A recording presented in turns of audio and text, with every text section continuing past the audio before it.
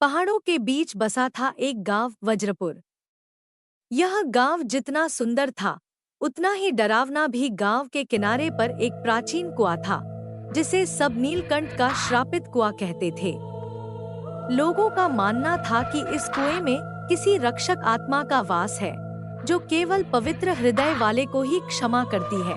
गांव के बुजुर्ग कहते थे कि कई साल पहले इस कुएं के पास एक मंदिर था जहां शिव भक्त संत नीलकंठ तपस्या करते थे। एक दिन कुछ लालची लोगों ने मंदिर की मूर्तियां चुराने की कोशिश की और संत को मारकर कुएं में फेंक दिया। तभी से माना जाने लगा कि संत की आत्मा कुएं में कैद है और रात को वहां से चीखने की आवाजें आती हैं। समय बीता, गांव में बिजली आई, स्कूल खुले, लेकिन कुएं का डर बरकरार रहा। कोई भी रात को उसके पास नहीं जाता। फिर गांव में आया विवेक, जो शहर में पढ़ा लिखा नौजवान था। उसे इन सब बातों पर यकीन नहीं था। एक दिन उसने अपने दोस्तों के साथ मिलकर तय किया कि वह इस रहस्य का पर्दाफाश करेगा। उसकी योजना थी रात के ठीक 12 बजे कुएं के पास जाकर वहां की गतिविधियों को रिकॉर्ड करना।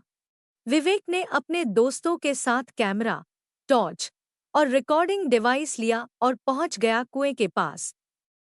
रात सन्नाटे से भरी थी। दूर कुत्तों के भौंकने और उल्लू की आवाजें डर को और बढ़ा रही थी। जैसे ही घड़ी ने 12 बजे, हवा की रफ्तार तेज हो गई और कुएं से अचानक ठंडी हवा बाहर आने लगी। फिर एक भयानक चीख गूंजी, मानो कोई कह रहा हो, मुझे मुक्त करो। सभी दोस्त डर से कांपने लगे, लेकिन विवेक डटा रहा।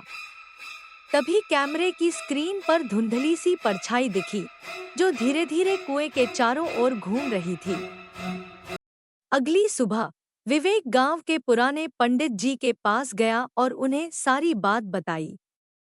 पंडित जी कुछ देर चुप रहे, फिर बोले, बेटा, वह आत्मा अपने अंतिम संस्कार की प्रतीक्षा कर रही है। जब तक उसकी अस्थियां जलाकर गंगा में प्रवाहित नहीं की जाएंगी, वह मुक्त नहीं होगी।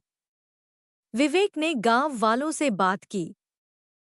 पहले तो कोई तैयार नहीं हुआ, लेकिन जब उसने वीडियो दिखाया तो लोग डरने की बजाय सोच में पड़ गए।